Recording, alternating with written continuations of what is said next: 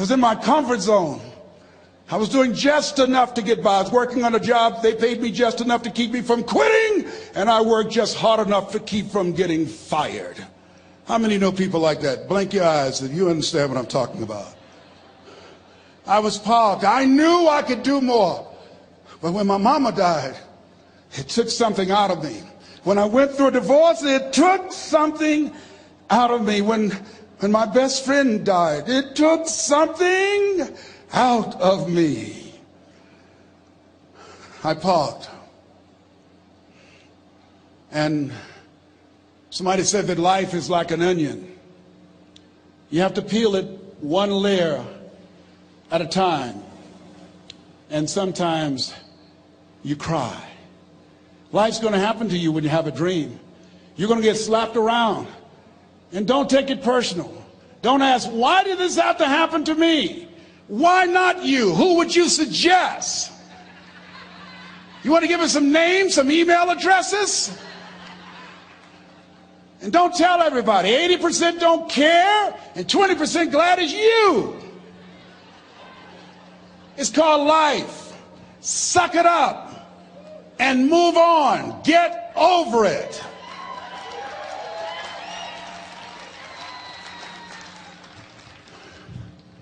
It happens to everybody. Here's the other thing: as you look at your goals and look at your dreams, when you're going through some stuff, repeat out to me, please. When things go wrong, don't go with them. Yes, write that down. When things go wrong, don't go with them. When you're working on a business deal, you're counting on some money. Someone said you will get the loan, and it falls through. You have an event, and the people that you thought would be there and support you, they don't come through. Or someone turns against you, or you get ripped off. It's going to happen to you. Happened to me. Someone stole all my products, my database, over 180,000 names and addresses. It's not personal. It's going to happen to everybody. It does. 8 out of 10 millionaires have been financially bankrupt. Walt Disney had he filed bankruptcy 7 times and had 2 nervous breakdowns. It's called life. But I got a saying: when life knocks you down, try and land on your back, because if you can look up, you can get up. You've got the power in you to do that. You've got something special. You've got comeback power. Here's the other thing. Let us say together, it's possible. It's necessary. It's me. Yes, write that down. It's me. Take ownership for your life. Nobody can live your dream for you but you. Nobody's going to take care of your business like you. Stop coming up with excuses. Don't give yourself permission to continue to live a small life. You can't fit a big dream into a small life. Give yourself permission to go for it, to test yourself, to challenge yourself, to live full. I like the saying, always strive to get on top in life, because it's the bottom that's overcrowded. The reason you're here is because there's something in you that says, I can do more. This just can't be it. There's something in you. There's a calling on your life. There's something in your heart that caused you to get dressed and spend the money to go to seminar after seminar and listen to message after message and speaker after speaker.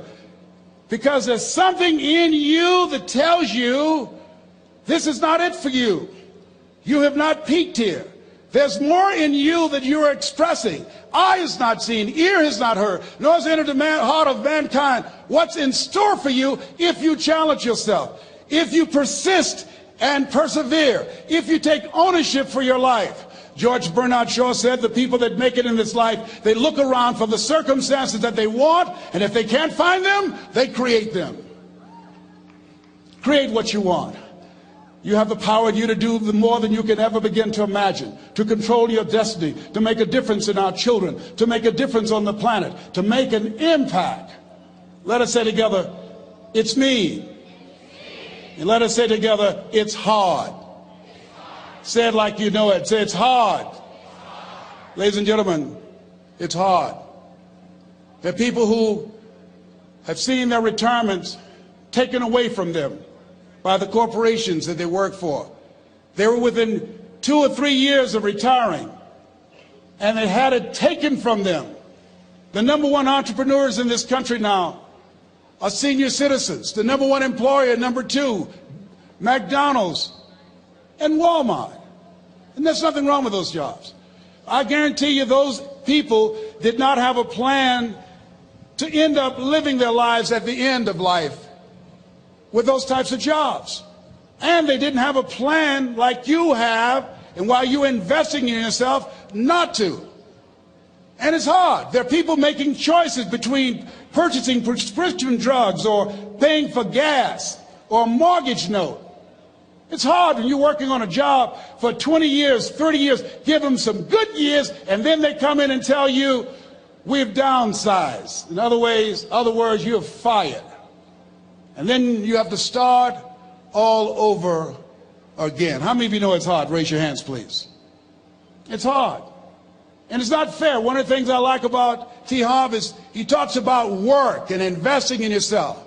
It's not fair when people are going up against that kind of stuff to tell them just think positive and be enthusiastic and everything will work out all right. Ain't that kind of party. It's hard. Life will put some knots on your head. I bought my first home for my mother. I was rushing, didn't know what I was doing, and I bought a home that had a lien against it. And they called me, Mr. Brown, yes, there's a lien against your property. We need $55,000 if you're going to stay there. Wait a minute, sir. I just bought this home. The guy told me there were no liens against it. I'm not the one that owe you the money. You should have checked that out, Mr. Brown. Come on. I called my attorney. We followed up. Yes, Les, there's a lien against the property. But he told me there were no liens. He lied, obviously. Oh, my God. He told me he wanted to help me because he admired the fact that I was buying this home for my mother and that he was adopted, and he identified with me. Les, he suckered you. He played you, man. So what? Well, would they take payment arrangements? What about $5,000 a month? They want all the money, Les. They want all the money, or you're going to have to get out. The house is going up for sheriff sale.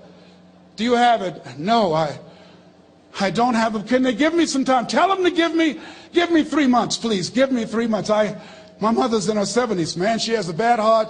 Don't do this to me. This is my dream. Don't do this, man. Please, let me talk to them. Les, I'm talking to their attorney. They don't want to talk to you. I've got to talk to their attorneys. Do you have the money? No. Will they give me 3 months? No. What about 2 months? No, Les. They want the money in 7 days. Oh, my God. Let me call you back. I'm not sure. And I walked the floors thinking, God, how could this happen to me? I got to figure this out, huh? I got to figure this out. And it seemed like the days were just ticking off, ticking off. Thursday, I had to call them and let them know. They called me, Les, do you have the money? No, I don't. Friday, you have to leave. The sheriff will be there. You're going to have to leave, Les. They're going to take my house. What about my down payment? You lost it, Les. You lost it. Okay. I got to go. Yes. I prayed, Lord, please, if you show me that you're real, if you're really real, you think Paul worked for you, you haven't seen anything. Don't let me lose this house and watch what I'll do for you. I was trying to cut a deal. Have you ever tried to cut a deal? It's amazing how spiritual you get when you get in trouble. You know what I mean? When I was diagnosed with prostate cancer, I was going to bed with the Bible and the Holy Quran and Science of Mind and Joel Goldsmith, everything I could find. I was praying to Jesus, Yahweh, Melchizedek, everybody. I was calling on everybody. It's amazing. And here I was walking the floor, 3 o'clock in the morning, and I had to go and wake my mother up.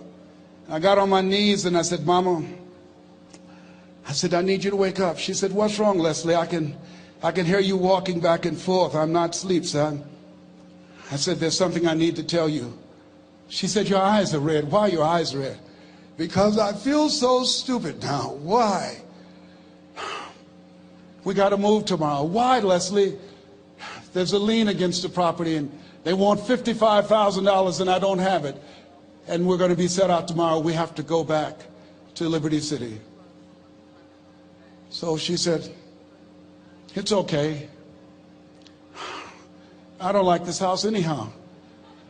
I said, why? She said, because of my arthritic knees, it hurts my knees when I go up the steps. I said, and why didn't you tell me? Because you were so happy. I just said it because you were happy. I'll live in a shack with you, boy. I love you. It's not the house. I love you. I love all my children. I said, thank you, Mama. Thank you.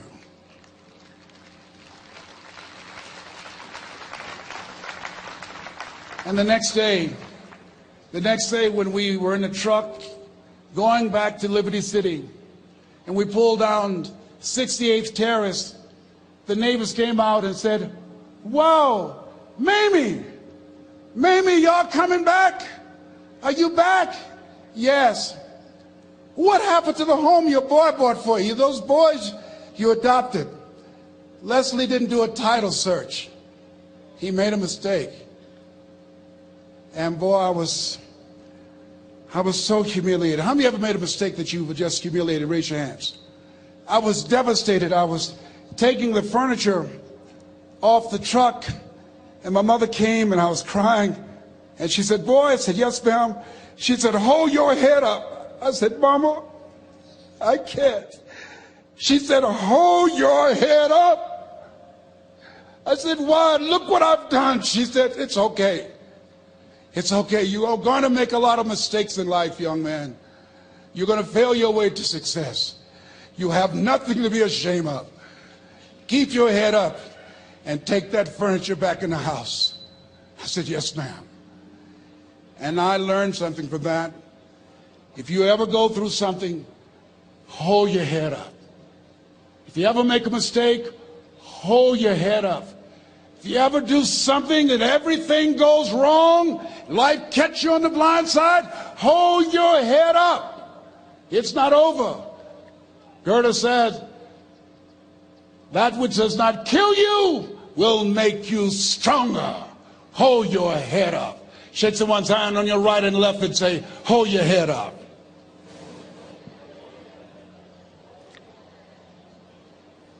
Here's something else, ladies and gentlemen. Repeat after me, please. You got to be hungry. Everybody together, you got to be hungry. I'll never forget Mr. Washington said, Mr. Brown, yes, sir. What do you want to do with your life, young man? I said, sir, I want to be a disc jockey. He said, Mr. Brown? I said, yes, sir. He said, you got to be hungry. I said, what do you mean by that? He said, people that are hungry are willing to do the things today others won't do in order to have the things tomorrow others won't have. People that are hungry are willing to invest in themselves. People that are hungry will go to seminars and workshops. People that are hungry are always searching, always seeking higher ground.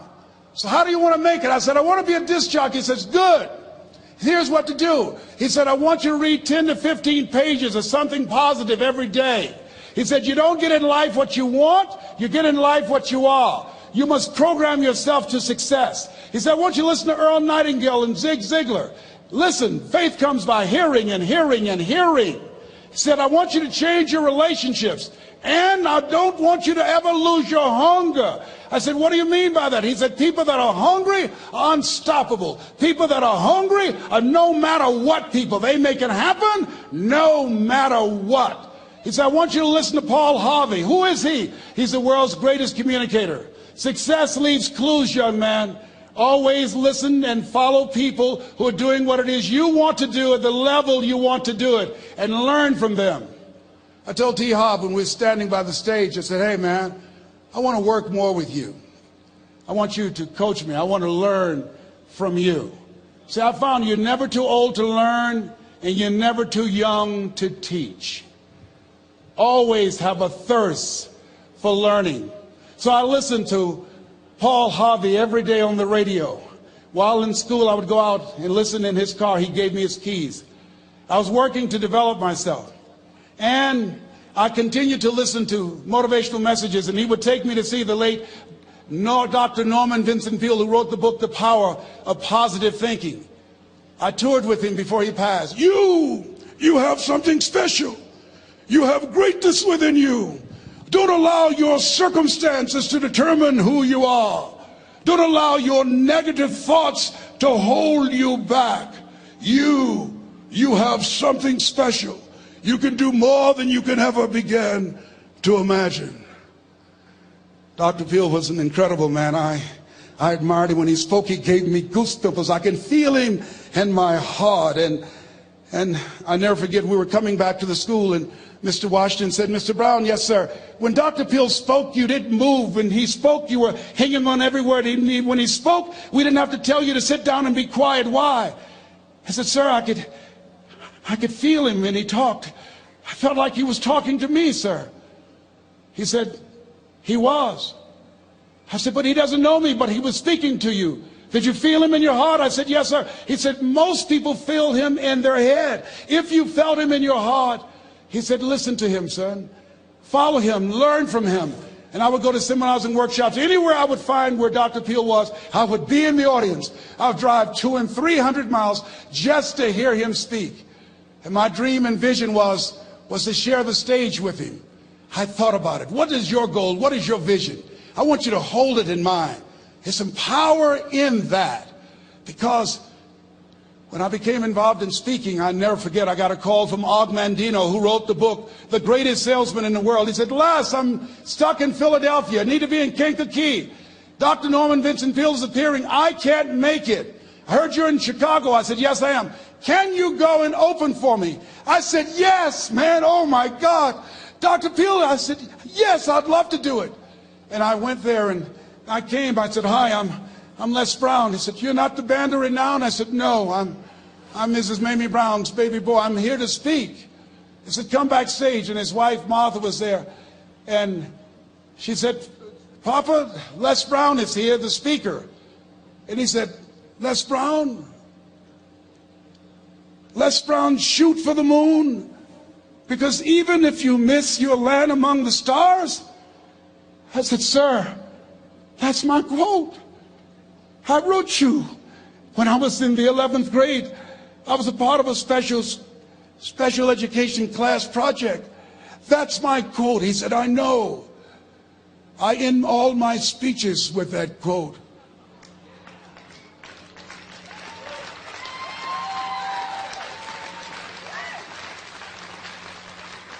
And Dr. Peale had a great sense of humor. A young man was backstage, and I had so many questions to ask him, and my mind froze up, and the young guy said, Dr. Peale, how old are you? And he was up in age. He said, Sonny, I'm 92. The young man looked at him and said, I don't know if I want to live to get 92. He said, that's because you've never been 91.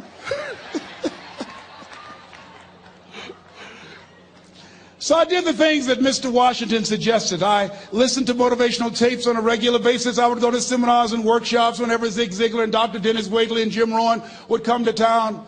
And I said, sir, what do you want me to do now? He said, Mr. Brown, I've given you everything that I can give you. He said, develop your mind, put your money where your mouth is, continue to learn how to be an effective communicator, because once you open your mouth, you tell the world who you are. And always surround yourself with OQP, only quality people. So I went to apply for a job on Miami Beach. WMBM radio station. Milton Butterball Smith was the program director. Hello, Mr. Butterball. How are you, sir? My name is Les Brown, sir. I'd like to be a disc jockey. He said, young man, you have any journalism in your background? I said, oh, no, sir, I don't. You have any experience in broadcasting? I said, no, sir, but I practice all the time, sir. Let me audition for you, sir. Let me show you how good I am. All I need is a shot, sir. He says, no, we don't have any job for you. How many ever been rejected? Raise your hands, please. I was devastated. I went back and I told Mr. Washington, I said, Mr. Washington, they said no. He said, don't take it personally. Most people are so negative, they have to say no 7 times before they say yes. He said, you got to be hungry. Know your vitamin. Go back again. I said, yes, sir. Hello, Mr. Butterball. How are you, sir? My name is Les Brown, sir. I like to be a disc jockey. Young man, weren't you here yesterday? Yes, sir, I was. Didn't I tell you no yesterday? Yes, sir, you did. Then why are you back today? Well, sir, I didn't know whether or not somebody was laid off or somebody was fired, sir. Nobody was laid off of fire. Now get on out of here. I came back the next day. Hello, Mr. Butterball. How are you, sir? My name is Les Brown, sir. I like to be a disc jockey. I know what your name is. Weren't you here the last 2 days? Yes, sir, I was. Didn't I tell you no the last 2 days? Yes, sir, you did. Why are you back? Oh, sir, I didn't know whether or not someone got sick or someone died, sir. No one got sick or died. No one was laid off of fire. Now, don't you come back here again. I came back the next day talking loud, looking happy like I was seeing him for the first time. I said, hello, Mr. Butterball, how are you? He looked at me with rage. He says, go get me some coffee. I said, yes, sir.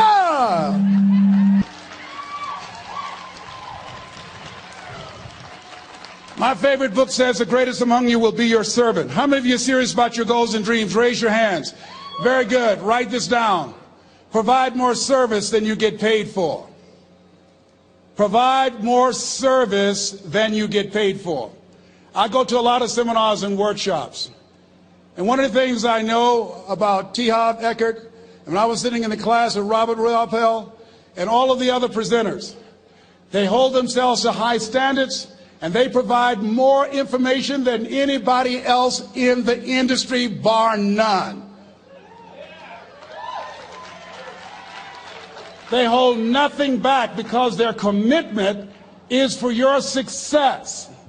And when you hold yourself to high standards, write this down, impact drives income. That's why you're here. Because the training, the seminars, been making a difference in your life. If they did not have impact, 200 or 300 people would be here, if that amount. Impact drives income. So I became the errand boy for the disc jockeys.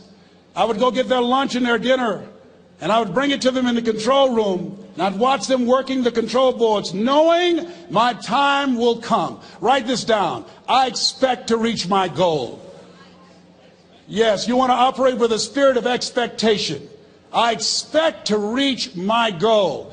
So I started preparing for the next position. Never forget one quote that I heard. As you look at your life, you look at your goals and dreams. It's better to be prepared for an opportunity and not have one than to have an opportunity and not be prepared. If you expect to reach your goal, prepare yourself now. And so then pretty soon, the guys at the station, they begin to take a liking to me. Write this down. Build relationships. As you're aware, people deal with people that they know, like, and trust. And so they would say, Leslie, yes, sir.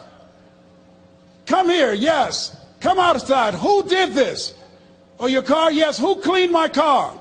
I did, sir. I would wax their cars on the weekend, inside and out. How much do you charge? Oh, nothing, sir. I just wanted to help out. I was providing more service than I got paid for. I was building relationships. They said, whoa, look here. Donna Ross and the Supremes are coming to town. The Four Tops and the Temptations. Here are my car keys. Pick them up for me. Take them to the Fontainebleau Hotel on Miami Beach. I said, yes, sir. I would drive them all over Miami Beach in their big, long Cadillacs. I didn't have any driver's license, but I was driving like I had some. Then one day, it was a Saturday afternoon, a disc jockey by the name of Rockin' Roger was drinking while he was on the air. It was a Saturday afternoon, and I was the only one there. Rockin' Roger got so drunk, he could not complete the show. He started slurring his words. He's about to fall off the chair.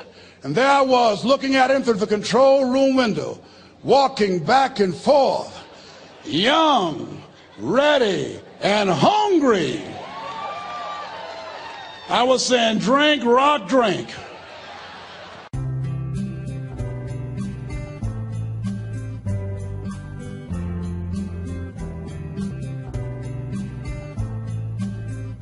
Drink, rock. I'd go and get him some more if he'd asked me to.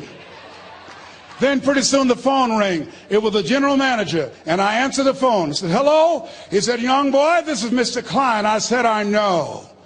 He said, Rock can't finish his program. I said, I know. He said, would you call one of the other DJs in? I said, yes, sir. I said to myself, he must think I'm crazy. I called my mom and my girlfriend, Cassandra. I said, y'all come out on the front porch and turn up the radio. I'm about to come on the air.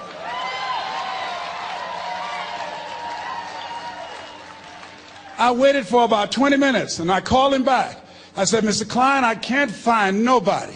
He said, young boy, you know how to work the controls? I said, yes, sir. He said, go in there and segue the record, but don't say nothing here. I said, yes, sir. I couldn't wait to get old Rock out of the way. I put on a fast record. I said, look out, this is me, LB Triple P, Les Brown, your platter playing papa. There were none before me, and there will be none after me. Therefore, that makes me the one and only. Young and single and love Domingo, certified, bona fide, indubitably qualified to bring you satisfaction and a whole lot of action. Look out, baby, I'm your love man. I was hungry. I was hungry. Get old man a round of applause. I was hungry. I was hungry. You got to be hungry. Shake someone's hand on your right and left all around you and say, you got to be hungry. You got to be hungry. To get those dreams out of your head and step into your greatness, you got to be hungry. To get those ideas, that talent, that gift out of your system, you got to be hungry. To get up off the canvas of life and understand what Willie Jolly meant, that a setback is a setup for a comeback. You got to be hungry. People that are hungry are willing to do the things today others won't do in order to have the things tomorrow others won't have. How many of you got value out of what you've heard thus far? Raise your hands, please. Very good. I'd like to leave this with you. I don't know what your goals are. I don't know what you want to do. Here's what I know about you. You have greatness within you. Here's what I know about you.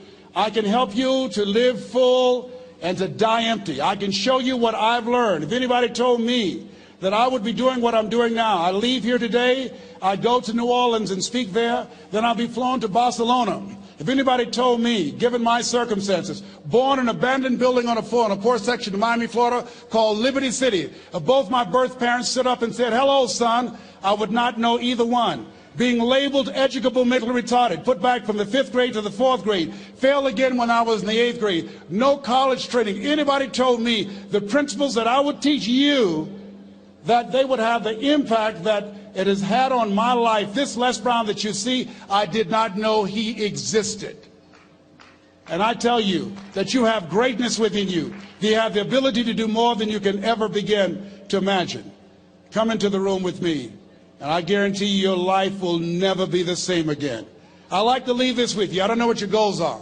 Mine is to find a cure to autism. Mine is to find a cure to breast cancer and to prostate cancer. Mine is to work with our youth and to reduce the recidivism rate in our prisons and help young people learn how to become an asset to our society rather than a liability. Mine is to train speakers to become great communicators, to speak from their heart, not their heads, and teach them how to impact and create a new conversation so people can see the possibilities of life and overcome the possibility blindness that held me hostage for 14 years. I don't know what your goals are, but here's what I know about you, and I don't know you. You've got greatness within you. And I like to leave this with you, something my mother used to love to hear me say. Leslie, yes ma'am, mama. Say that thing for me, boy, that makes me feel good. I dedicate this to you, to the greatness in you, and to the dream that you showed up on the planet to produce. And it's simply this. If you want a thing bad enough to go out and fight for it, to work day and night for it, to give up your time, your peace, and your sleep for it. If all that you dream and scheme is about it, and life seems useless and worthless without it, and if you gladly sweat for it and fret for it and plan for it, and lose all your terror of the opposition for it, and if you simply go after that thing that you want with all of your capacity, strength and sagacity, faith, hope, and confidence, and stern pertinacity,